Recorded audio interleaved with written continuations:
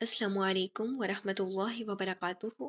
रब्बिश रह ली सदरी व यस्सिर ली अमरी वहलुल उक़दतम मिन लिसानी यफ़क़हू क़ौली। अल्हम्दुलिल्लाहि रब्बिल आलमीन। आयत नंबर 91। क़ालू लन नबरह अलैहि आकिफ़ीन हत्ता यरजिअ इलैना मूसा। उन्होंने जवाब दिया कि मूसा अलैहिस्सलाम की वापसी तक तो हम इसी के मुजावर बने बैठे रहेंगे। हज़रत हारून अलैहिस्सलाम ने बनी इसराइल को नरमी और हिकमत से समझाया कि ये बछड़ा सिर्फ आजमाइश है, इसकी इबादत छोड़ दो, मगर कौम ने जिद करते हुए इनकार कर दिया। उन्होंने कहा कि जब तक हज़रत मूसा अलैहिस्सलाम वापस नहीं आते हम इसी बछड़े की इबादत करते रहेंगे। ये इनकी सख्त हठधर्मी, अंधी तकलीद और हक को जानते हुए भी ना मानने की अलामत थी। जब दिल जिद में आ जाए तो इंसान वाज़िया नसीहत तो सच्ची बात भी कबूल नहीं करता। आयत नंबर 92।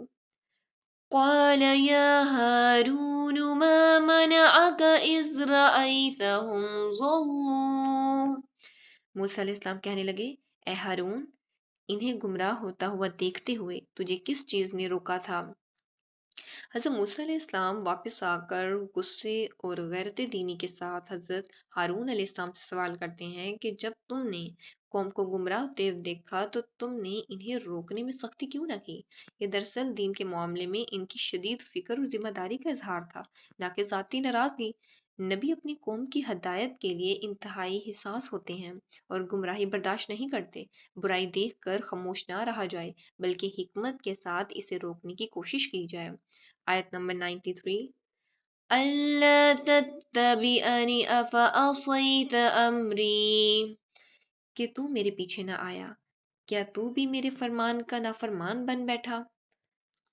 हज़रत मूसा अलैहिस्सलाम हज़रत हारून अलैहिस्सलाम से मज़ीद बाज़ पुरस करते हैं कि तुम मेरे पीछे क्यों न आए और क्या तुमने मेरे हुक्म की नाफरमानी की? ये सवाल दरअसल शदीद गम और फ़िक्र दीन की वजह से था, क्योंकि कौम गुमराह हो चुकी थी, यानी कि गुमराही में वो इन्वॉल्व हो चुकी थी। हज़रत मूसा अलैहिस्सलाम का मकसद हकीकत मालूम करना और इस्लाह करना था, न कि सिर्फ नाराज़गी ज़ाहिर करना। दीन के मामले में ज़िम्मेदारी का एहसास बहुत ज़रूरी है और गलती पर वज़ाहत तलब करना भी ज़रूरी है। देखिए, जब इंसान किसी से उसकी जो उसने मिस्टेक की होती है, अगर वो उससे कंफर्मेशन हासिल कर लेता है, तो वो खुद भी मुतमईन हो जाता है कि वाक़ई इसकी गलती है या नहीं। आयत नंबर 94। قال يا ابن أم لا تأخذ بلحيتي ولا برأسي إني خشيت أن تقول فرقت بين بني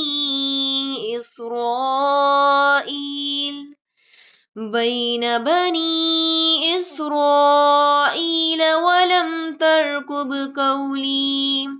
हारून अलैहिस्सलाम ने कहा, ए मेरी माँ के बेटे, मेरी दाढ़ी ना पकड़ और सर के बाल ना खींच।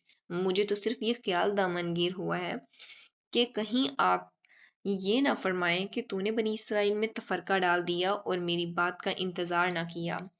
हज़रत हारून अलैहिस्सलाम ने नहायत अदब और मोहब्बत से अर्ज़ किया, या बना उम्मा, ए मेरी माँ के बेटे, ताकि हज़रत मूसा अलैहिस्सलाम के गुस्से को नरम करें, और कहा कि मेरी दाढ़ी और सर के बाल ना पकड़ें। फिर वजाहत की कि मैंने कौम को रोका ज़रूर था, मगर मुझे ये खौफ खशी तो था कि अगर मैं सख्ती करता तो बनी इसराइल में तफरका फर्रकत बैन बनी इसराइल पड़ जाता, और आप ये फरमाते कि मैंने आपकी हदायत अमरी का लिहाज नहीं रखा, यानी उन्होंने नरमी के साथ इस्लाह की कोशिश की ताकि बिगाड़ पैदा ना हो, क्योंकि बाज़ औक़ात ज़्यादा सख्ती इस्लाह की बजाय फसाद का सबब बन जाती है।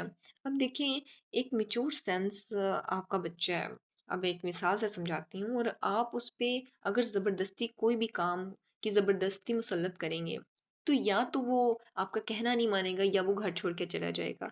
उसका रिज़ल्ट एक फ़साद ही होगा। उसके बरक्स अगर आप उसको अच्छे पराए में हिकमत के साथ स्टेप बाय स्टेप आहिस्ता-आहिस्ता गाइड करें, तो इंशाल्लाह वो ज़रूर एक दिन अपने ऊपर इस चीज़ का एहसास फ़ील करेगा कि ये मेरी गलती थी और मैंने इसको इम्प्रूव करना है।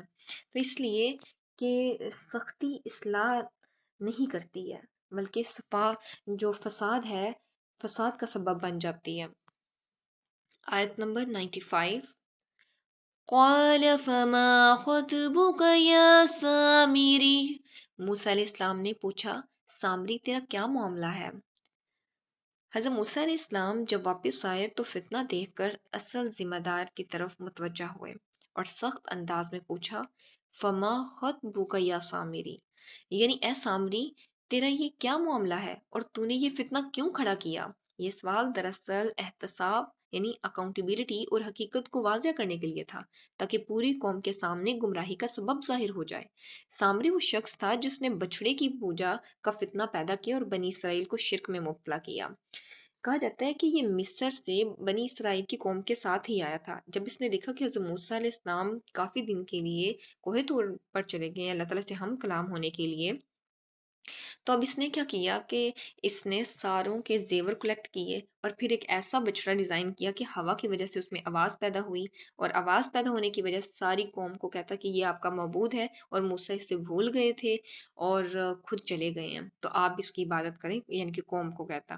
تو اس طرح بنی اسرائیل کو شرک میں اس نے مبتلا کر دیا۔ اللہ رب العالمین سے دعا ہے کہ وہ ہمیں دین کا سچا فہم نصیب فرمائے، اس پہ خود بھی عمل کرنے، دین کا پیغام دوسروں تک پہنچانے کی توفیق عطا فرمائے، آمین۔ وآخر الدعوانا ان الحمد للہ رب العالمین، سبحانک اللہم وبحمدک، نشہد ان لا الہ الا انت، نستغفرک ونتوب الیک۔ السلام علیکم ورحمۃ اللہ وبرکاتہ۔